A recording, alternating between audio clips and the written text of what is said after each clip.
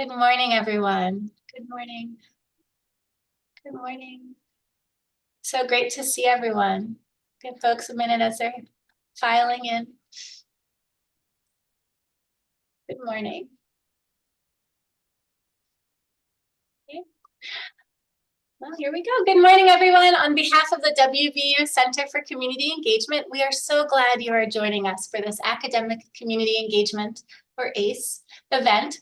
The ACE Development Series aims to increase the breadth and quality of academic community engagement at WVU. Our intentions are that through presentation and discussion, attendees of the ACE series will learn how to get started or enhance what they're already doing and connect to a network of peers and resources. Today's presentation is called A Life of Purpose and Service. My name is Melissa Calabrese, and I'm the Academic Community Engagement Coordinator with the Center for Community Engagement. To make our time more intimate, you're invited, everyone, to say hello in the chat right now and share what department or organization you're representing today.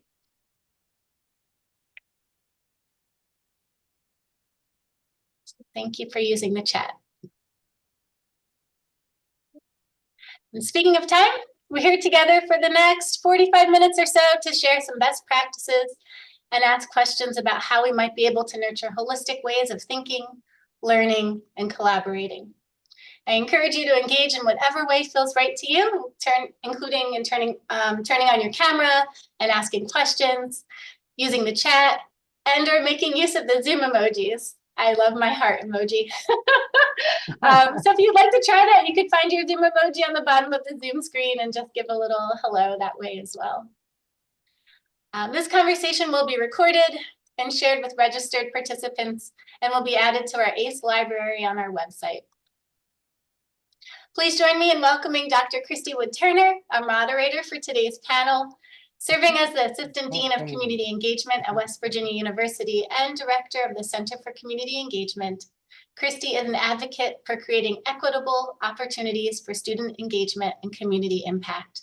She is deeply committed to lifting up diversity, belonging, and justice, the reciprocal partnerships that drive community development and student learning outcomes. With over 2 decades of experience, Kristi has significantly contributed to the establishment of community engagement frameworks, enhancing community connections, championing volunteerism, and advocating for social causes that benefit the students of West Virginia University. Her passion, vitality for education, commitment to service, and advocacy for equality and community cohesion are hallmarks of her career. Kristi's academic credentials are impressive, with a doctorate in educational leadership studies, a master's in applied social research, and a bachelor's in sociology and anthropology. Her active involvement in various boards and associations underscores her dedication to service and community building. A proponent of social media as a tool for fostering relationships and achieving goals, Kristi also finds purpose in the classroom, leading discussions on nonprofit leaderships, family dynamics, and various sociology and community topics. Thank you, Dr. Wood-Turner, for guiding our panel this morning. Thank you so much. It's always hard to sit through listening to those, but I appreciate that. And thank you very much. It's been an amazing journey here at WVU. It is now, however, my pleasure to introduce our speakers on our panel today. We always strive to bring the best folks to speak to you and discuss these topics. And today is absolutely no exception. So sit back and enjoy for a minute the life that I'm going to introduce you of our 2 panelists. First, we're going to start with my friend Brett White, a distinguished leader in the realm of community service and the pioneering CEO of the regional Tygart Valley United Way since 2021. Brett's journey with United Way began in 2017 as the 15th executive director with the United Way of Marion and Taylor counties, following his impactful tenure as the director of development and communications at the United Way of Mon and Preston counties. His early career was marked by a significant role as the program coordinator at WVU's first WVU Center for Civic Engagement, which is now our beloved Center for Community Engagement. From a young age, Brett has demonstrated a profound commitment to service. During his high school years, he was not only engaged in his high school activities, he also established Youth Service West Virginia, leading the organization for 8 years. His leadership extended to serving as the first chairman of the National Youth Advisory Council of Youth Service America in Washington, D.C. Brett's dedication has been recognized through numerous awards, including the Governor's Service Award and the Jefferson Award for Public Service, underscoring his influence and commitment to community betterment. Currently, Brett leads his expertise to several boards, including the West Virginia Nonprofit Association and the Marion County Chamber of Commerce. His contributions to community service and leadership have been acknowledged with his inclusion in the State Journal's Generation Next 40 Under 40 and his appointment to the West Virginia Commission for National and Community Service by Governor Justice in 2020. While a background enriched by FBI, Citizens Academy, and Leadership Marion, Brett continues to inspire through his roles in various organizations, including past presidency in the Rotary Clubs. Let's all warmly welcome my friend Brett White, a true champion for community advancement and a visionary leader dedicated to life of service right here in West Virginia. Thanks for being here, Brett. Thanks, Kristi. I'm glad to be here. Next, I am honored to introduce Gayle Manchin, the Appalachian Regional Commission's 13th federal co-chair, and notably the first from West Virginia to hold this prestigious position since her appointment by President Biden on May 6th of 2021. In her role, Ms. Manchin works in collaboration with ARC's member governors, their state alternates, program managers, and a network of local development districts. Together, they aim to enhance community capacity and stimulate economic growth across Appalachia, positioning the region to compete on both national and global stages. Ms. Manchin's journey began at West Virginia University, leading her to impactful roles as an educator in Marion County schools, a faculty member at Fairmont State University, and the director of that university's inaugural community service learning program. Her dedication to service continued as she directed an AmeriCorps Promise Fellows in West Virginia for many years and continued her work to advocate and support for student success. Beyond her professional achievements, Ms. Manchin has served as West Virginia's First Lady and held significant positions, including membership on the State Board of Education, where she was president her final 2 years, and leadership roles with Reconnecting McDowell Incorporated, the Vandalia Rotary Club of Charleston, and the Education Alliance. Before her ARC appointment, she was the Cabinet Secretary for the West Virginia Office of Education and the Arts, and co-founded West Virginia's Public Education Collaborative, serving as a board chair. As ARC federal co-chair, Ms. Manchin is a fervent advocate for partnerships and collaborative efforts across the 13 Appalachian states.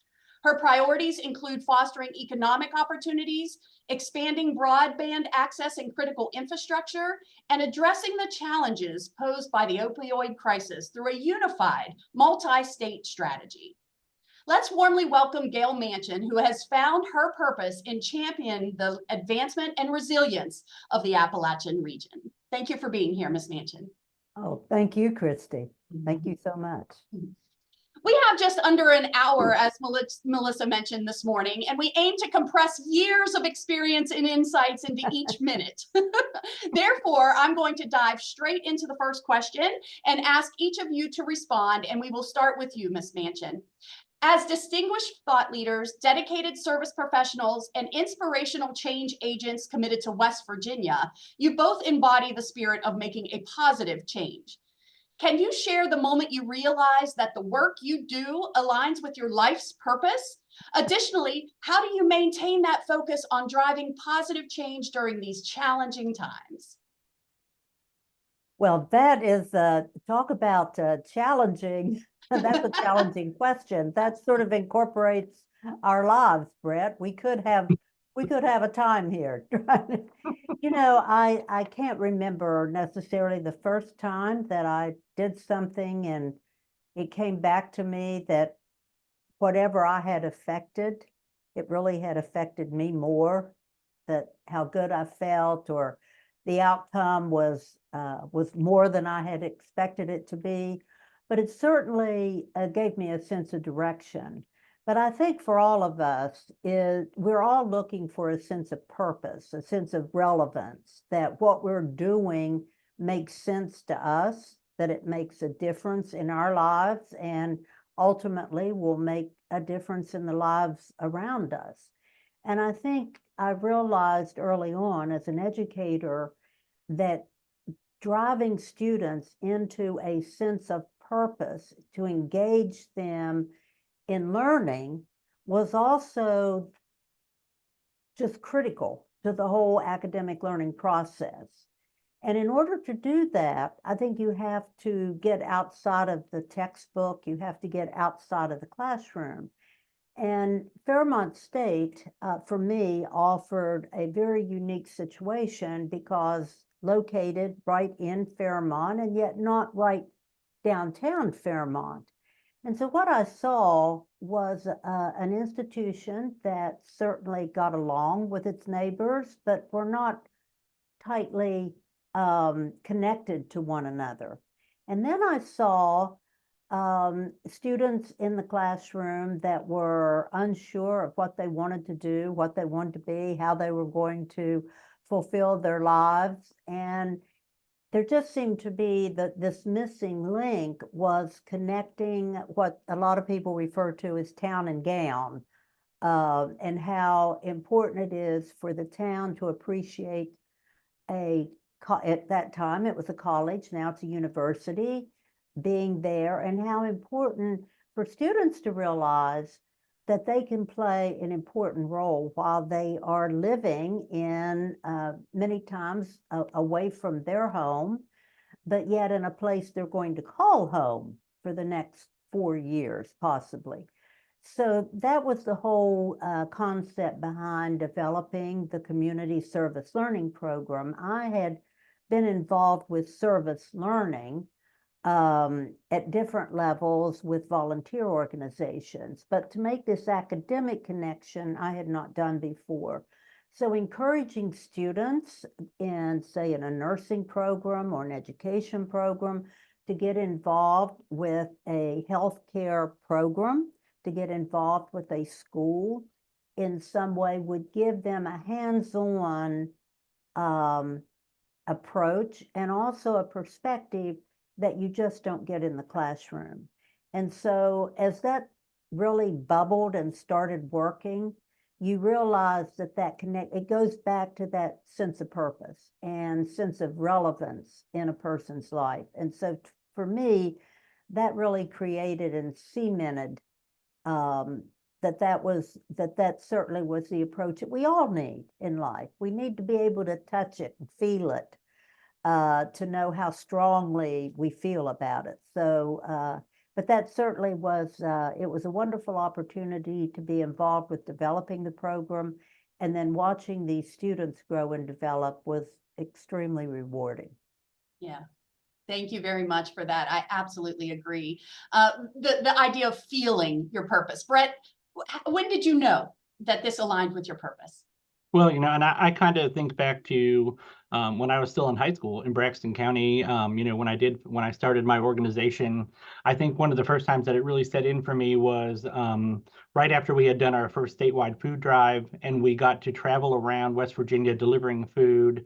And I got to go to some, food pantries, and I really got to be there with some of the clients. And this was really my first time that I had spent time in a food pantry, working through a soup line, all those kinds of things. And I remember a family that was there, and I remember being so touched because it was Thanksgiving. We had given up our Thanksgiving to go and serve a meal that day, but I was touched by the child who was serving everybody else before they were serving themselves. And it was something that stuck with me because, I noticed right away that he was dedicated, even though he was there and he didn't have food, he was making sure everybody else was eating first before he ate. And I think that's something that I've carried with me my entire life. I think that's something, just like Gayle said, I think it's something that helped me find a purpose.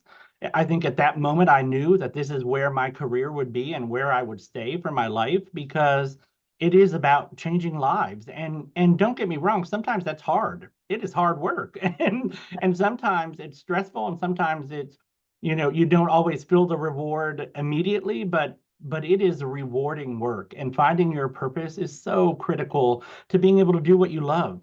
And even if it is stressful, it is something you have to love, because you're called to service. And when you feel it in your bones and you want to do it and you want to make a difference, it's something that stays with you no matter what happens, And so I think just like she said, and then, in college, Kristi, we've had the pleasure of being able to really build so much at WVU, and the state is so fortunate to have WVU's Center for Community Engagement and the service learning opportunities. I wish other schools had those opportunities because a lot of them don't, and the foundation that Gayle built at Fairmont State, we're still working on that today, is keeping that alive and making sure that students can experience that same joy of finding their purpose and finding engagement in the community during their time that hopefully will help build them who they are, as they move on into the future.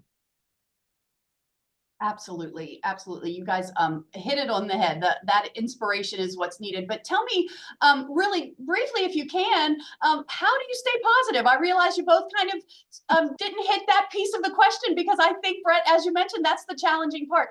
Ms. Manchin, how do you stay positive in these times? And how do we continue to bring that energy?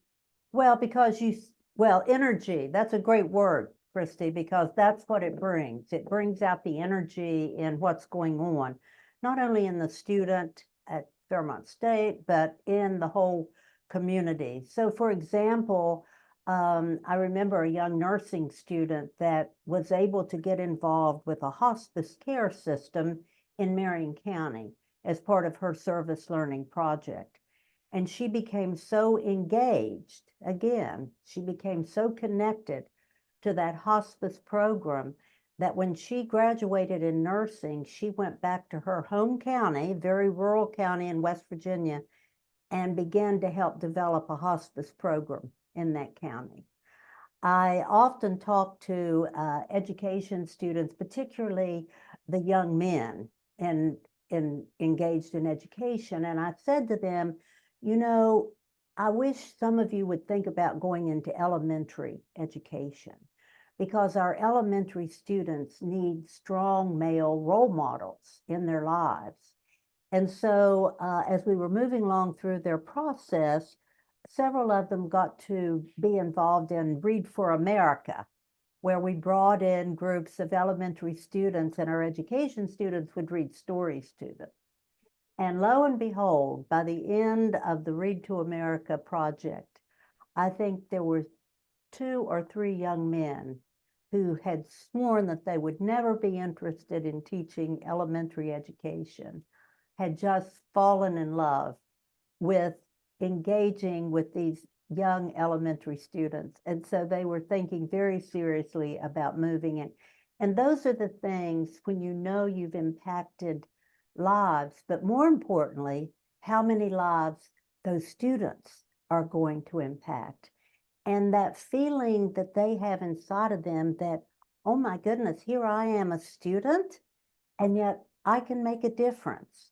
So that's the rewarding part, always. And I think building off of what she said, I mean, energy, it really is. It's about the energy that it builds. It's about the synergy that you build working together to come to a project and come to a conclusion. And I think that's what gives us our purpose, is that finding that energy and finding that excitement in young people and encouraging them to get out and do it too, because ultimately our state is only going to survive if we get young people engaged now and keep them here. We're losing more and more West Virginians every day to other areas, and we need them to stay here. We need them to work on West Virginia and to, to give back to our state. And so I think we thrive off of helping to do that. And don't get me wrong, there are certainly days that, it is stressful and that it's hard to do that, but you have to always center yourself back and go, this is what I'm supposed to be doing. And this is what, what we're here to do, and to make the world a better place, ultimately. Yeah. Thank you. Yes, introducing our students to the good in West Virginia, right? And that's what you both do. So we mentioned here, and Brett, you kind of alluded to the fact that West Virginia needs this kind of service. So we talked about how students engage in that. Let's make sure that we include that reciprocity there for the community. How do communities benefit from having college students or volunteers in general in their community? What happens to those communities? And Brett, I might start with you on this one. Well, my goodness, they grow, they expand, they get better because I mean, there is a wealth of knowledge that these college students have that they could be putting to use for our communities. And so any community that says they couldn't use a college student to come in and do something is completely wrong. They absolutely can, because there is so much they could be helping with, whether it be websites, whether it be public relations, whether it be, mapping, whether it be engineering. Every discipline across all of the sectors could help the community in some way. And by getting them out into the community, one, you're getting more than likely either free or very cheap labor that you would not be able to get if you had to go and hire someone to do that.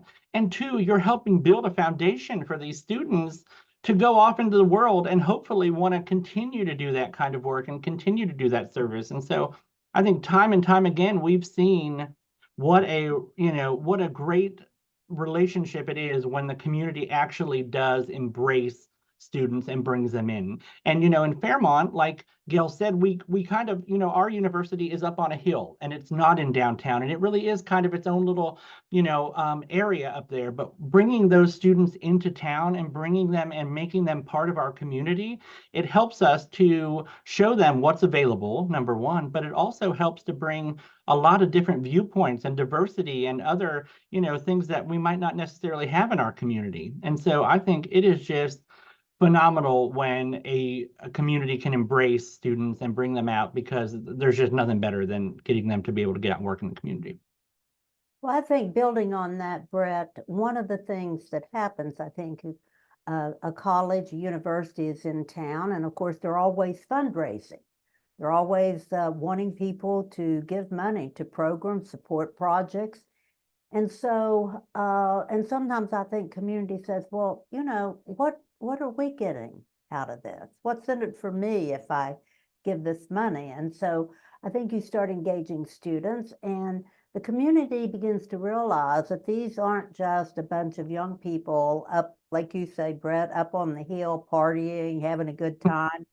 These are young people that are serious about what they're majoring in school and their involvement. And so it brings these it connects those age gaps between the older people that aren't really aware of what's going on now in the college sector. It connects these young people with perhaps people that they may not have grandparents alive, or they haven't had the opportunity to work with older adults in a way that brings on conversation, a connection between the two.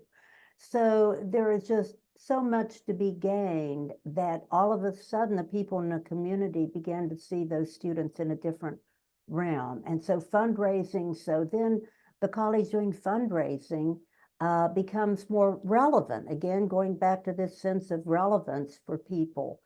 And I think also this whole sense of what you said, Brett, of being able to grow together, growing that community. And so many business leaders, I don't think, realize their own potential to be a mentor, to share these ideas of what it's like to be in that workplace. And I think by strengthening that, showing young people what they can do, but also showing our business leaders in town what they can do, then encourages businesses to maybe start internships or apprenticeships in their business world that maybe they had never thought about before. So I think it's just, as we keep talking, it's just how it builds on itself. And what comes out of it, as you again, Brett, said, is that growth and development throughout the whole community. Yeah. Absolutely. And you both have shown in your work a strong emphasis on these kind of partnerships and collaborative efforts to drive regional development and prosperity. Could you guys explore for us a little bit the importance of cross-sector partnerships in achieving these goals? Like, how do you approach building and maintaining partnerships, especially in regions facing economic and social challenges like ours? Well, I'm laughing because of course, I go back, always go back to my background in education and where I've spent a great part of my life in one way or the other. And I found as I was working more at the secondary level and then at the post-secondary level, this conversation from business leaders saying, well, students are graduating, they just don't have the skill sets that we need to do the job. And education saying, well, we're trying to do what we think they need. We've built this strong curriculum and we think we're graduating students with the right sets of skills. And so the question then becomes, well, why isn't business and education talking to each other?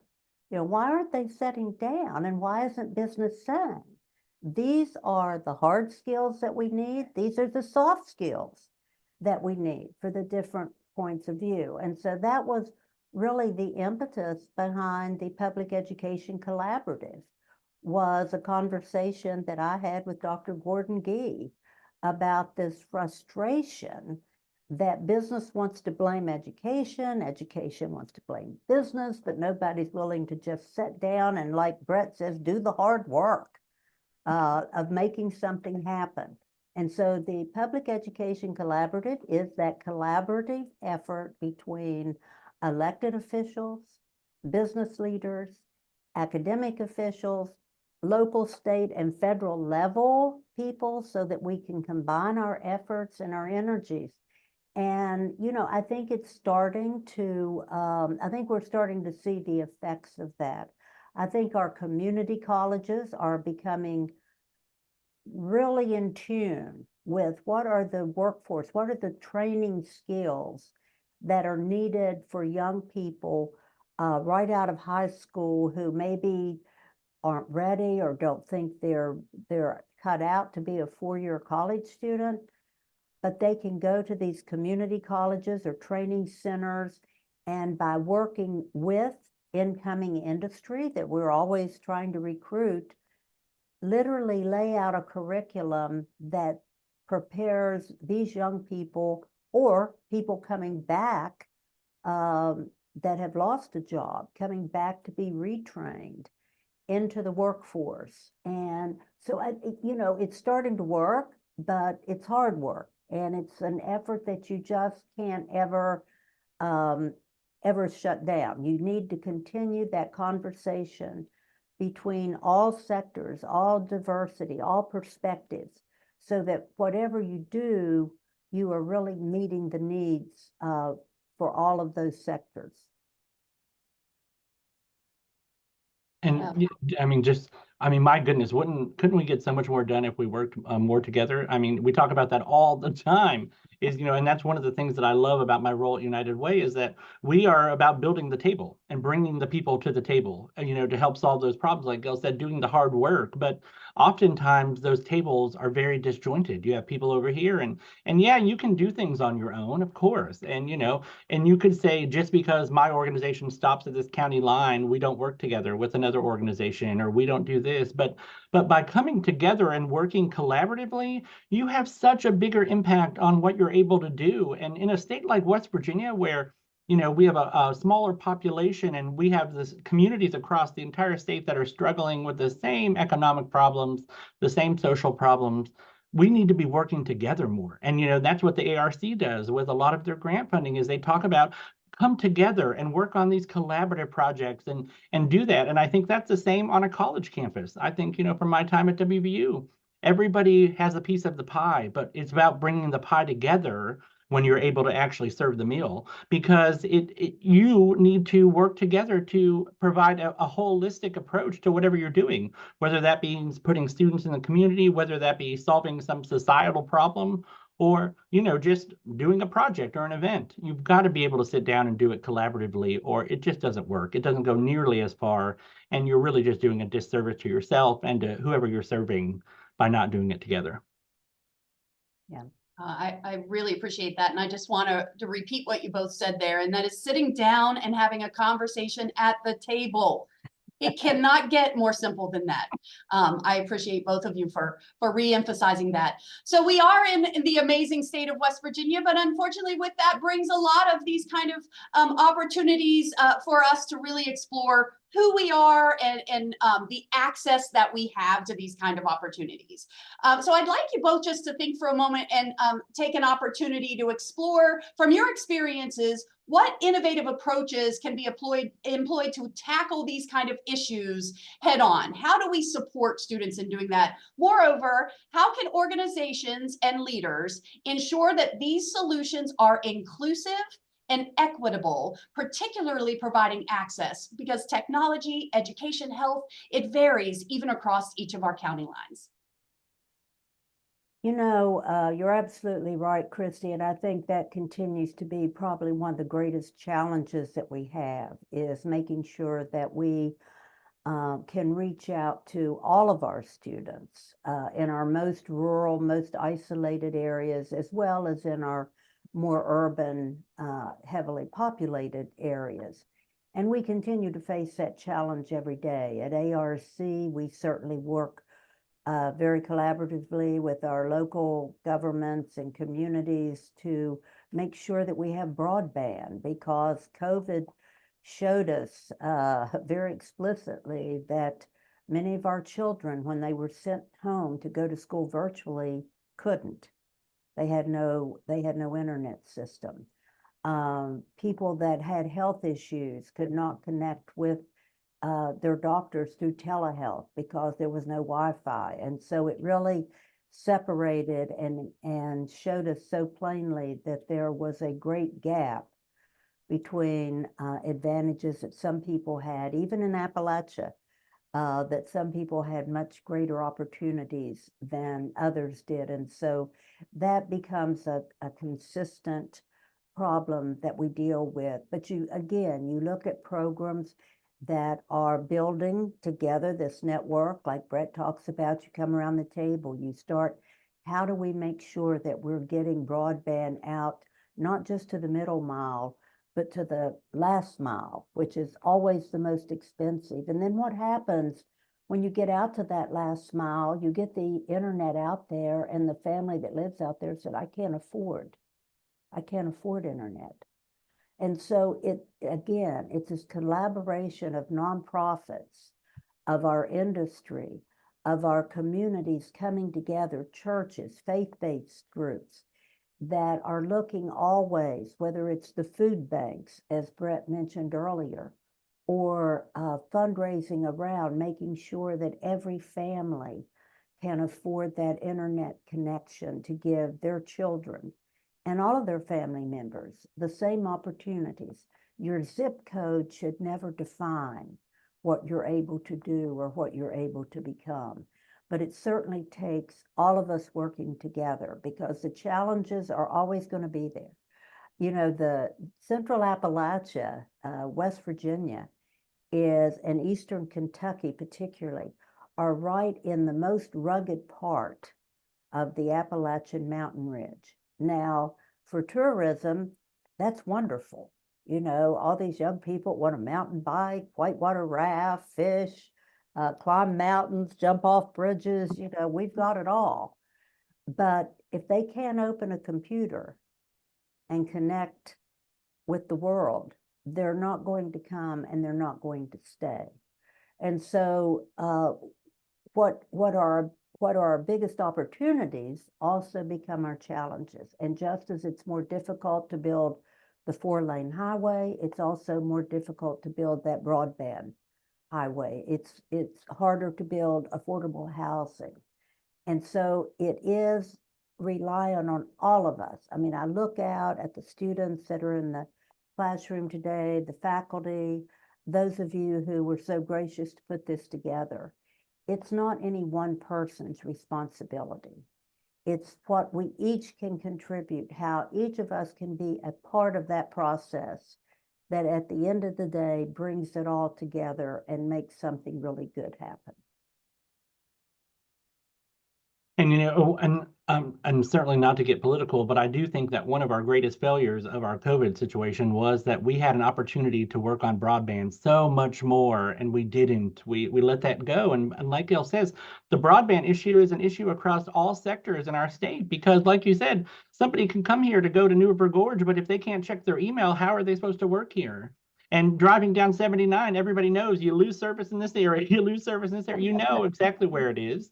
But what I love about West Virginia is that we are a people that step up to the challenge. So when we needed broadband, what did you see? You saw families bringing their children to school buses that had mobile hotspots. You saw nonprofits bringing mobile hotspots to areas that didn't have broadband. You saw people pitching in, because I think that is our West Virginia way. And it's something that we don't get to highlight near enough about West Virginia, is that our people are our greatest asset. Absolutely, 100%. Our people are our greatest asset. Nothing better has ever come from West Virginia than the people that we produce. And unfortunately, a lot of those people are going off into other areas, and all their wonderful, experiences going off and supporting other areas. But when somebody is in need in West Virginia, our community steps up. We find a way. We come to that table and we say, how can we solve that problem? But it's hard to really solve the systemic problem until you get all the players at that table. You need government, you need NGOs, you need academic institutions, you need the people that can bring those all together, because like she said, your zip code shouldn't determine who you become. You should have the same resources in the most rural areas as you do in our most urban areas, because if we're ever going to compete on a global scale, we have to. And that's where we are now. Students coming through WVU and students coming through any institution right now, they're global citizens. We were, and trauma bonding by a lot of it through COVID, but we're global citizens now. So you can pick up your phone and make a donation to Haiti just as fast as you can take a can of food to your local food pantry. And so it's about building and making sure that young people understand the importance of both. You have to be able to support your local communities just like you support our global communities. And I think bringing people together is the only way to do it. Absolutely. Thank you both so much for that. One thing that made me think of as you were kind of discussing how we give back, and that is a beautiful thing about West Virginia. We are instilled with grit from the time we are born, right? And so we really are here to change. But how do our folks, we got a mostly higher ed audience here, some other educators as well and other folks, how do we help our students find the need? And I'm talking about the real community need, not the need, they saw somewhere, or maybe data even shows, but how do we get into our communities and ask that question, what do you need? So that we make sure that we're not only teaching our students to serve, but to serve in the capacity that is going to support what our people want. That's, and I think there's 2 or 3 ways to approach that, Kristi. Certainly, there are organizations out there that students can be involved in, like Habitat for Humanity. There's not a community out there that doesn't have housing needs. And, if that is sort of your interest, construction or plumbing or wiring, or, Habitat for Humanity is a wonderful project that's out there in most of these communities. You find the same thing. I mentioned hospice earlier, but programs that serve health needs. And you look at our volunteer fire departments, and so many people that are out there every day living this experience of what it is to help. Teach for America, AmeriCorps, Vista. There are so many opportunities that are always reaching out, inviting students to become a part of. I think in a school, we can celebrate that by making sure that we have information available about agencies that are reaching out and looking for help. I think in these engagement programs, in service learning, we used to have discussions. What is it that interests you? What did you find in your hometown growing up that was lacking? What wasn't available to you as you were growing up as a young person that you believe is important for your community to have? So again, I think it's about engagement. It's those conversations, meaningful conversations, that really make a difference. Because I think if you are involved in the conversation, if you are bringing your ideas to the table, then you are also getting the benefit of those ideas that are coming out from other people at the table.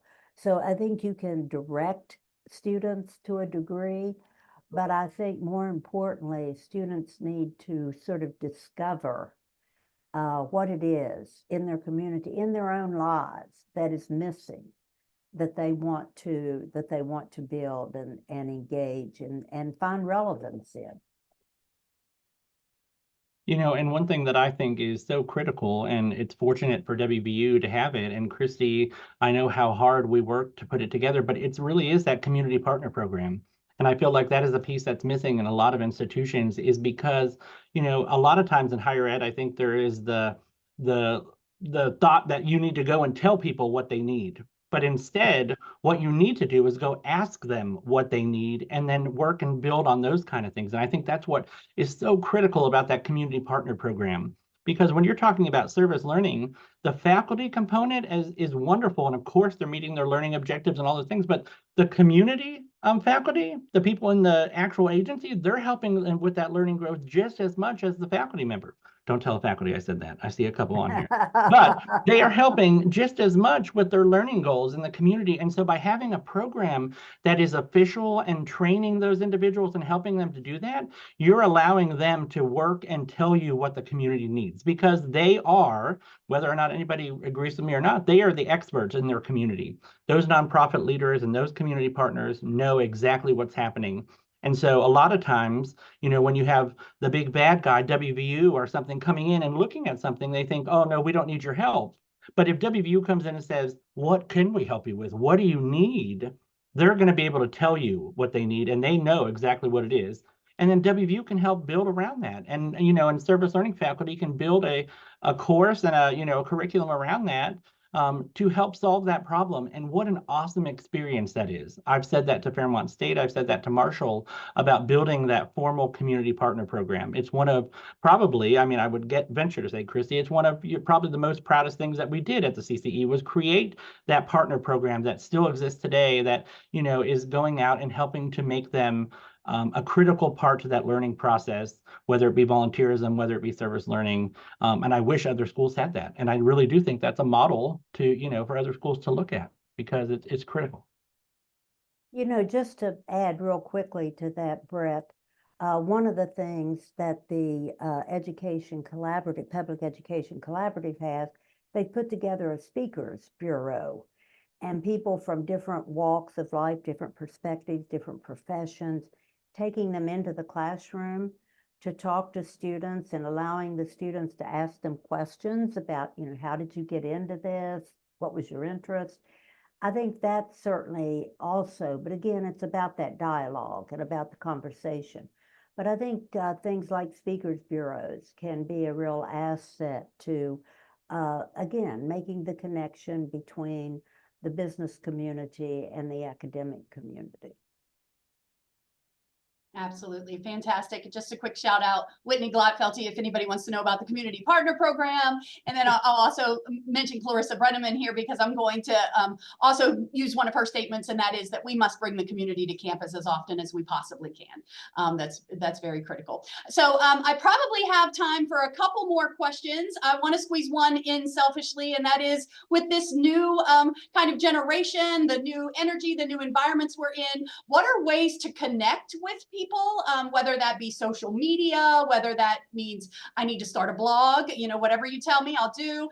What are the ways that we can connect with this new generation and stay on top and bring community engagement into kind of that popular realm? Well, I'm going to be the dinosaur in the room because I think there is nothing that compares or competes with public interaction with one another. I get so distressed when I see young people sitting around in a room together and nobody's talking to each other. They're probably talking to each other, but they're texting. They're not looking at each other in the eye and talking to each other. And, you know, I think that is a generational thing. I want to see people, touch people, shake hands, hug, do all these things that have been a very big part of my life. So I would be the first to say, I think we've lost something with social media. Now, what have we gained? Well, a much bigger world that our students can connect with and talk to, and finding people of likeness, people that get together that agree or are interested in the same thing. So there certainly is a place for both, but I think we just cannot lose that personal interaction and how important. And I keep going back to things like internships and apprenticeship programs, mentorships, which are that really one-on-one, eye-to-eye, face-to-face conversation with someone else around an issue. So as I said, I represent the dinosaur in the room, but I do think that there's still a place for that personal connection. Well, and I 100% agree. I think the personal connection is unmatched. And I think it's something that unfortunately COVID has really changed the dynamic even of the workplace.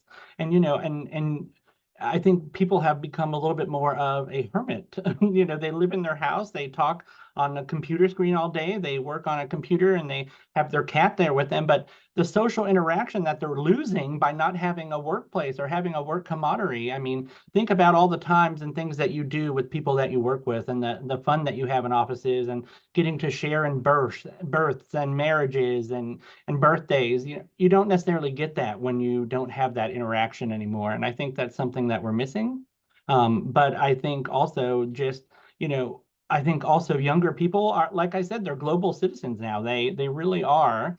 And I also think that social media has opened up a whole underbelly world that we didn't know existed, that was always there, but it has made it so much more applicable to spew hatred or to say things that are inappropriate, and that's okay now. And so I think it's so critical for people who do lead a life of service and who are in our world to still be out there and putting kindness back into the world and putting great stories onto social media, because that's the other thing that we've seen from a donor perspective, is that younger people want to see a story. They want to know what's happening. They understand things maybe a little more than before because they have more access to information, and they want to know what the story of it is. And so I think that's where we can play a major role, is by sharing positive stories about our state, about what we're doing, about the work that's happening, to help people understand why West Virginia is such a great place to be, and why, giving back is so critical, and making your life about service is important.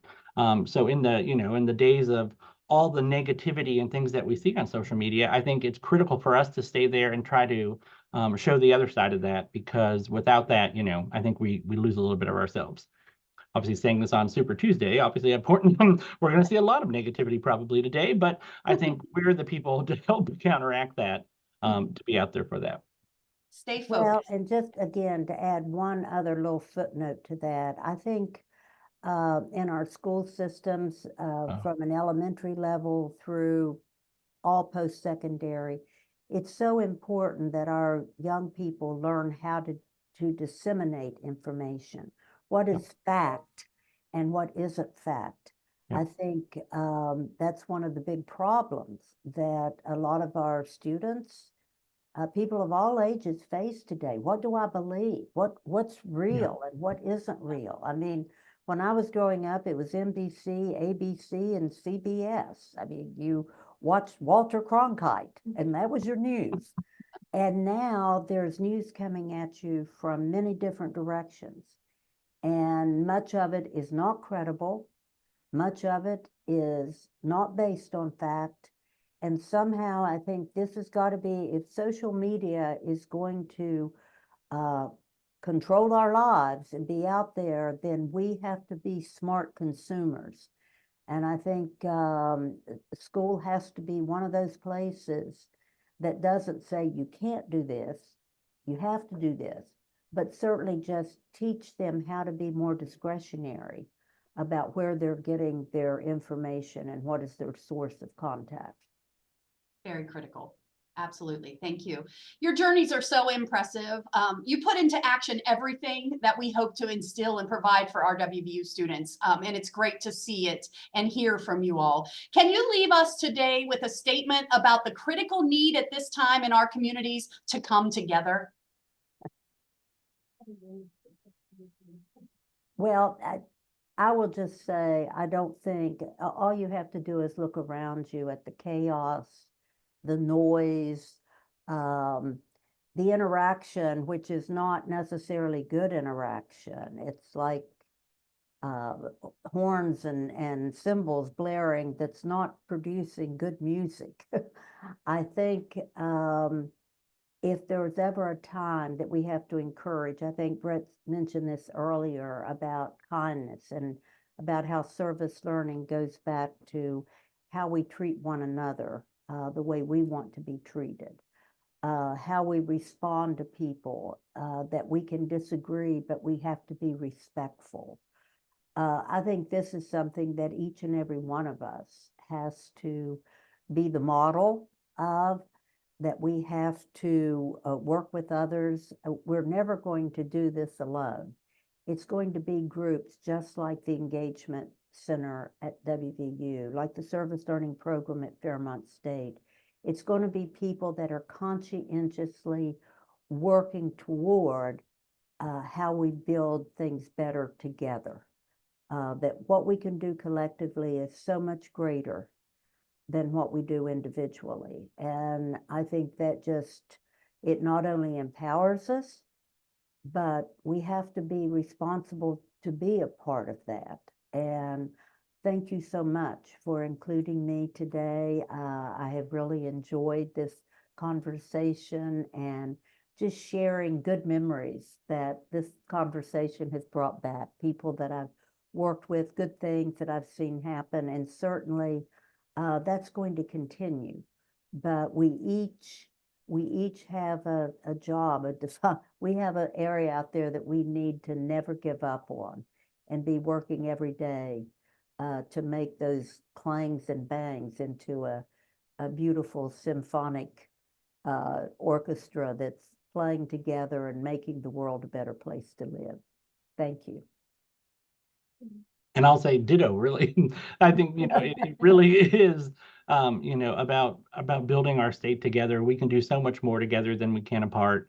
And, and it doesn't necessarily mean you have to make your life a complete life of service, but everybody can serve. It was Martin Luther King who said, everyone can be great because everyone can serve. And maybe that means you're on a board. Maybe that means you volunteer a few hours at a soup kitchen. Maybe that means you give back to an after-school program. Our state has problems, and the only way that we're ever going to work and solve those are people like us on this call today, working to make sure that we're keeping our government informed of what's happening in our community.